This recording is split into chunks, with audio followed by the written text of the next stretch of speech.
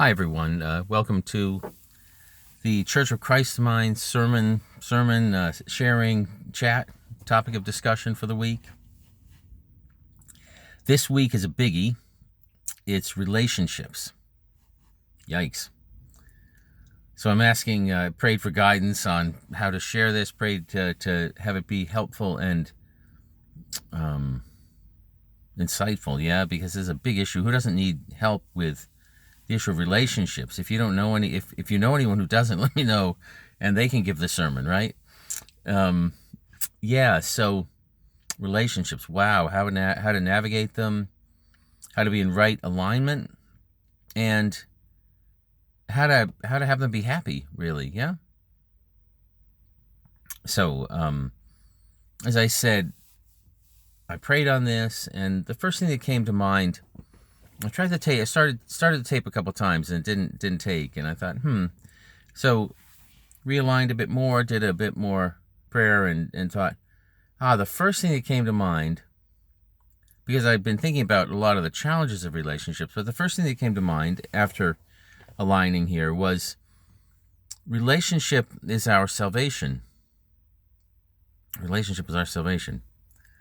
So it's not just about going inside or learning and isolating. It's not just about the challenges of relationships and how they can be their own unique hell, right? Particularly certain kinds. It's about the fact that relationship is our salvation. Relationship is our salvation. How might that be? Well, within what's called the dream of separation in the Course in Miracles, the fallen world in the Bible, perhaps. And indeed, the dream is the term dream of separation is used in the Way of Mastery as well. Within that, we have the need for salvation. Otherwise, it's not there. So, relationship as our salvation is functioning within the context of this dream, and it's the solution to the dream. The dream is not something which is occurring. The dream is in real, just like in any dream, is sort of the term defines an experience which is not actually happening in reality, but is happening in our consciousness. So we're having an experience of consciousness which is creating an experience. We're having thoughts in consciousness, structures of consciousness, which is creating an experience of something which isn't real. It doesn't mean that it's not a real experience. It means that the thing isn't real. It's a fictional story. We can read fiction or nonfiction. This dream is fiction. You can have an experience of both. Within this dream, this holographic, incredibly immersive 3D experience we've brilliantly created as the children of God, we fall into perceptions of suffering, perceptions of isolation, perceptions of loss, and indeed of death. Again, perceptions of these things. All these things are part of the hallucination of the dream. They don't exist in reality. Loss doesn't exist in reality. Death doesn't exist in reality. Isolation doesn't exist in reality. Suffering doesn't exist in reality. So when the time comes and our desire flow changes from wanting to be immersed in the dream and see what that would be like to waking up from the dream, we start talking about what could be called salvation, how to get back. Joshua shares in Course in Miracles, relationship is our salvation. Relationship is the way back. Relationship is the way back home, to truth, to heaven. Relationship is our salvation. How might that be? There are lots of different ways to think about it. One is through the experiences of relationship in this world and how we approach them, we have a memory of our true self. It's like they're there to be, I guess you could call it the stick or the carrot. When we utilize, engage with, join into relationship in what Course in Miracles could call a holy way, the Course has this beautiful description of relationships. In fact, it was why I was originally drawn to the Course, was its discussions about relationships. holy relation. It calls relationships uses the term special, meaning it has a negative connotation in the Course, the word special, the way it's used in the Course. Special or holy. And the definition it gives is a special relationship is a relationship that you enter into in order to get something. And a holy relationship is a relationship you enter into in order to, from your sense of personal accomplishment, wanting to extend that and create together. Not to extract something from someone, but to join together to create something together. And that it calls a holy relationship. It's really, I like that simplicity of it. One is, if I'm in a relationship, if I'm going to be honest about it, am I in it to get something, or am I in it to create together? And I think that's a really important, super important discernment piece when you're confused about relationship. What am I doing with this thing? What am I here for? What's it about? Am I in it to get something, or am I in it to create, share, give, in a sense, in many ways? I like the simple example is, a simple example of a special relationship is maybe, let's say, a high school kid, and he thinks, the pretty girl is popular and I'm not popular, and she'd be my salvation that way. That's not the way, by the way, the Course is talking about salvation, relationship being your salvation. But this idea from an egoic point of view, from I'm incomplete, so if I have her, well, God, my whole social status will go way up, and I'll feel better about myself. And, I don't know in that situation whether that person's even caring about that other person or not. They just like what they're giving them, or what they think they're going to give them.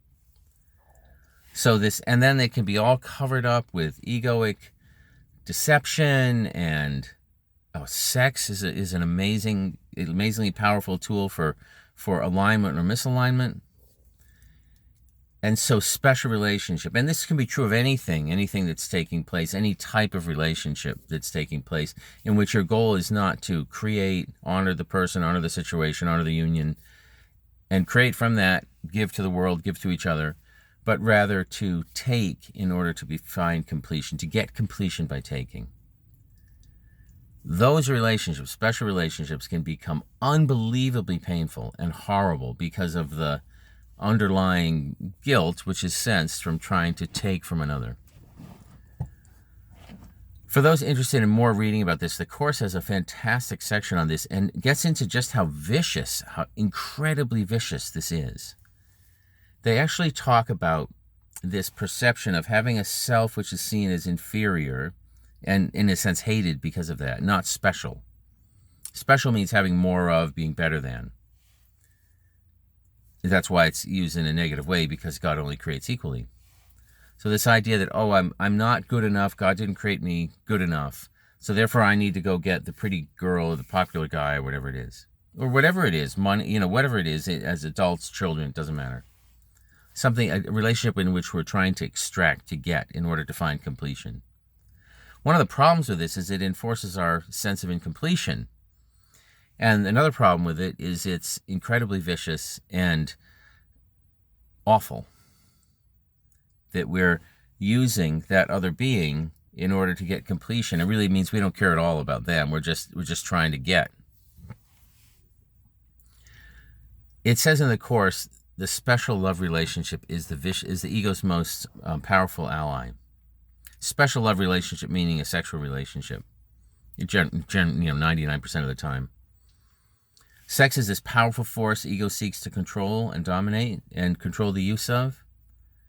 And so combined with all the other things involved, the sense of getting, and then this story that it creates of this sort of romantic ideal, and calls it love. Now, I'm not against romance. I think romance is great. But there's an organic, loving nature aspect to romance, which isn't about using, manipulating, changing. It's about just allowing. But in the way the Course is talking about it, it's saying ego takes and manipulates relationship. And the ultimate goal is a magic ritual. This gets really nasty. A magic ritual in which one sees their own self as less than the other, the special one they're, let's say, dating. They see themselves as less, so they set up this elaborate strategy, including a magic ritual, in order to transfer the self that is not wanted, oneself, into the body of another, to exchange. So you're actually stealing because you think the other one has more than you, so you're wanting to steal what they have and give them you in exchange. And that is called, so they set up a magic ritual by which that occurs. This is the ego's strategy for a special relationship. Its ultimate strategy, its idea of salvation. And this sick, inverted, vicious idea. And that magic ritual is called sex. So utilizing sex to increase body identification, utilizing sex to lose sense of the self, and in that realm, there's this idea of a magic transfer of stealing what the other has. Oh my God. And I'll be honest with you, when I first read that, I thought, this is why I want to read the Course, because it understands what it's talking about when it comes to these types of hell, these hells that relationships can occur in, and why there's such profound guilt and why there's such pain. It's because of the profound misuse of love and of sexuality and of relationship. Special relationship. Yikes. So, take a deep breath. Get all that out of the system. And now let's turn the page and look at what it refers to as healthy relationships, what it calls holy relationships. And this, I think, is, whereas the other can be self-honesty is an act of love. If we see ourselves using another for the purposes of getting from them, and then we feel funny or bad about the relationship, well, now we know why. It's not because of anything else. It's just that. I mean, it could be other things, but if we're using relationship for that purpose, we know that we're going to feel unhappy, guilty, conflicted. And the best thing to do is just be honest about it, take a breath, and be confessional, at least with the self. Like, get really clear, like, what am I actually doing here? What am I using this for? So, okay, the alternative to that is holy relationship. What does the Course define as holy relationship? Holy relationship is where two who have a sense of completion within themselves join together to create with another complete being in unique ways. The most obvious example of this would be a woman and a man joining together, ideally out of a sense of complete person each, joining together to create a family, to create children. They can't do it on their own. They each, let's say these two wonderful beings, each have a sense of personal fulfillment in themselves, and they wish to get together and share that with each other and also with a child or a family. Another example is a rock band. You have four guys come together. They're not coming to the band in order to feel better because somebody else looks cool, hopefully, so someone can teach them how to play the guitar or drums. They're coming because they already know how to do that, and they want to create something together that they couldn't create on their own. Relationship is your salvation, I think, in the higher sense, not the egoic, wacky, insane, vicious way. Relationship is your salvation also, I believe, means something else in this world. It's as if when the apparent separation occurred, God put in our brothers and sisters that which we denied in ourselves.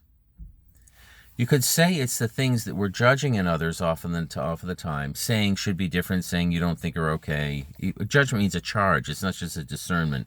The sky's blue is a discernment. The sky shouldn't be blue is a judgment. This sense of wrongness, resistance to the way things are. That's judgment.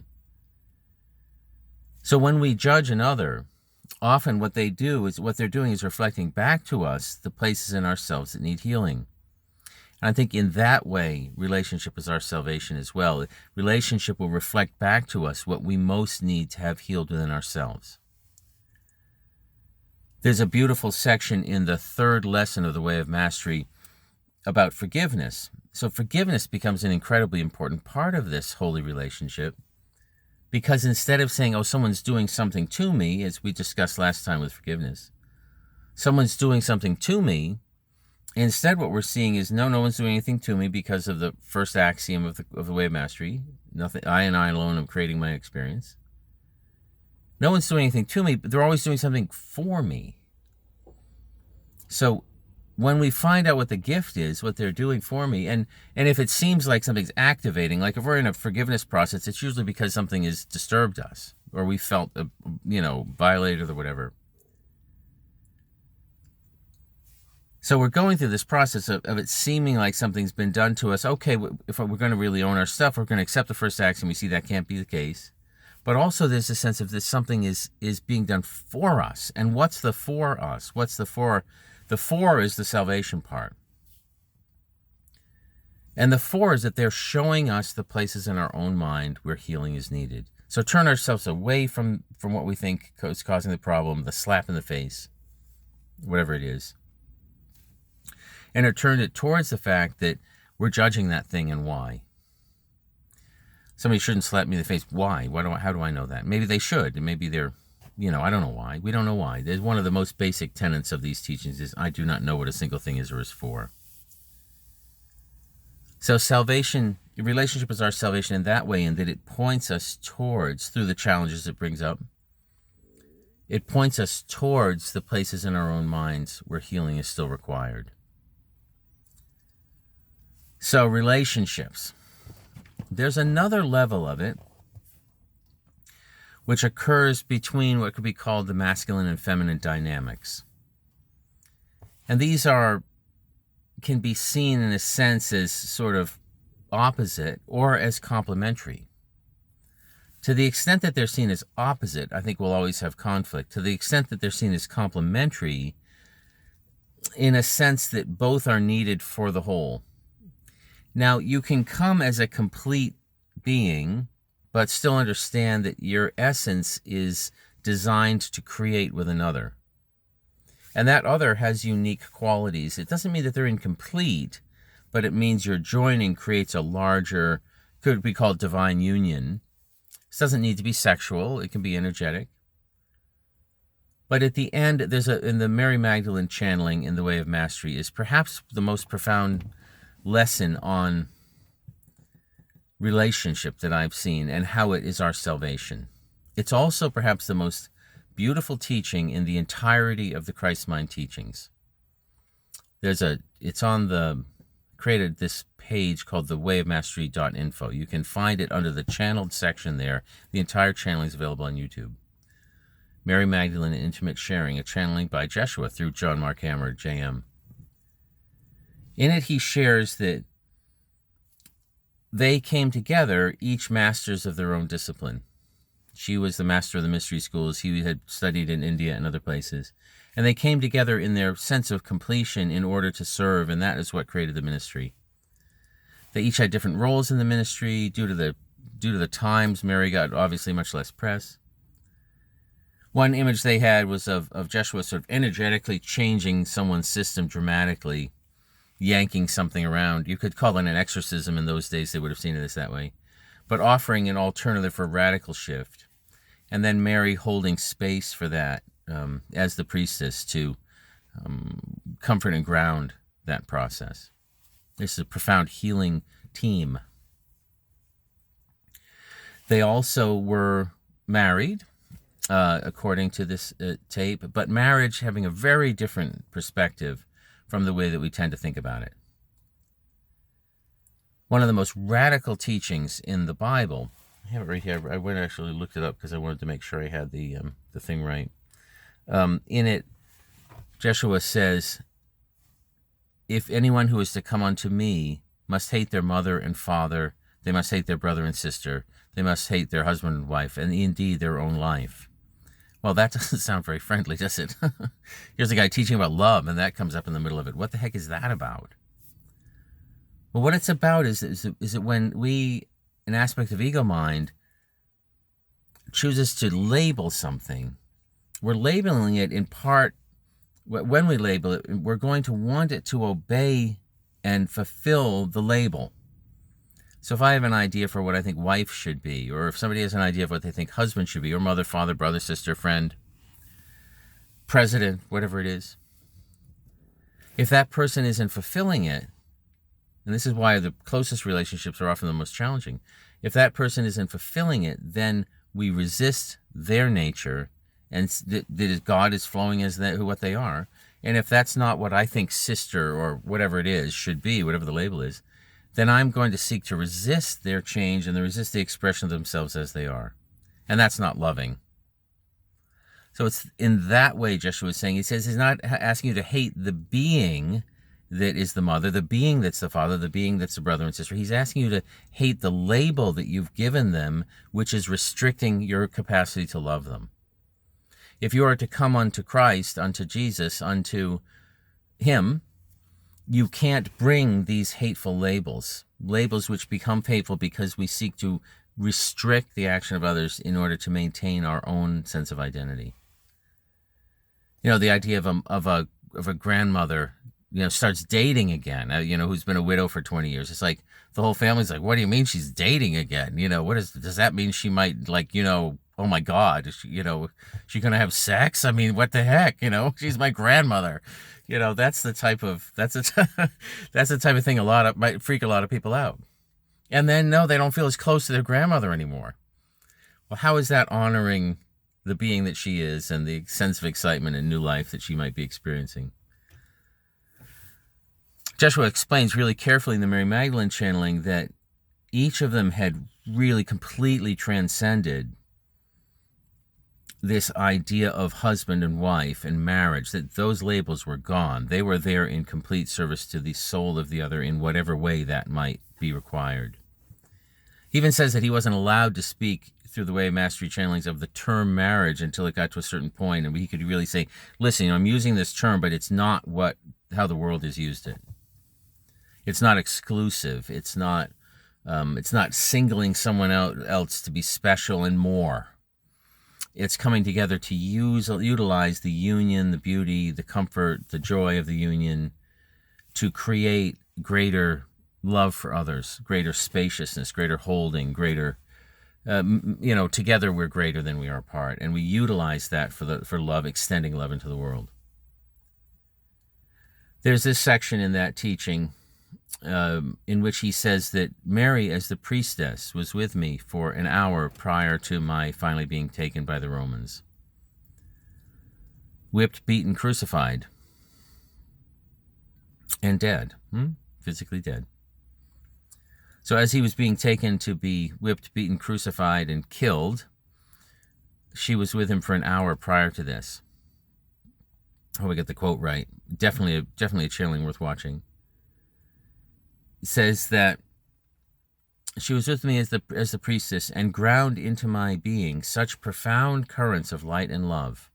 She loved him so deeply, and he received it so deeply. And then he continues, so that I was able to withstand what was to come.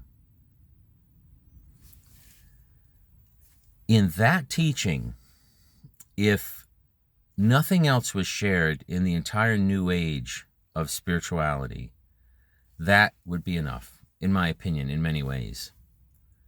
It describes the atonement plan. It describes the coming of heaven to earth. It describes how Christ truly overcame the world through the divine loving union of the masculine and feminine, forgiven now instead of in opposition and blame, forgiven, and in that forgiveness in divine and perfect loving union.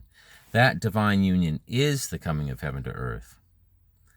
So I just love that teaching as a high ideal as to what could be created in relationship.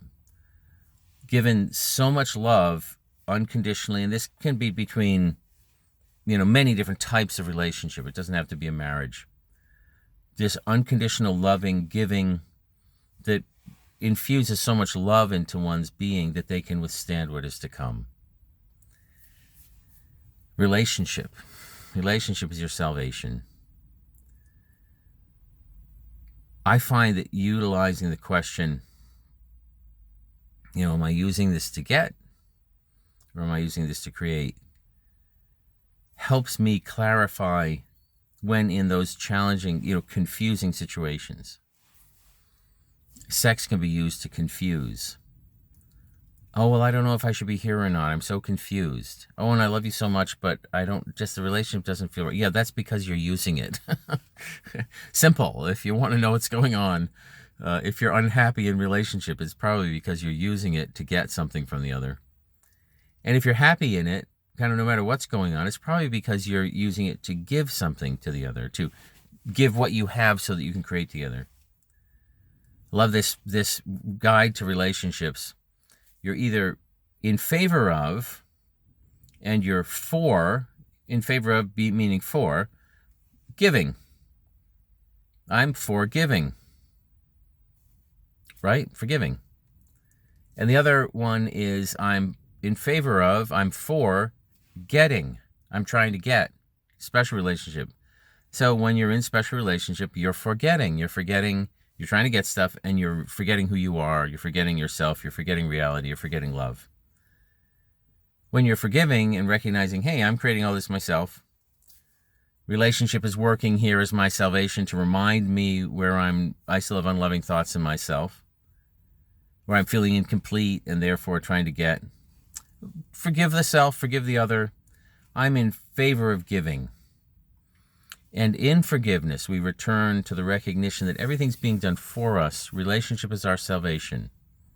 Thank you for listening.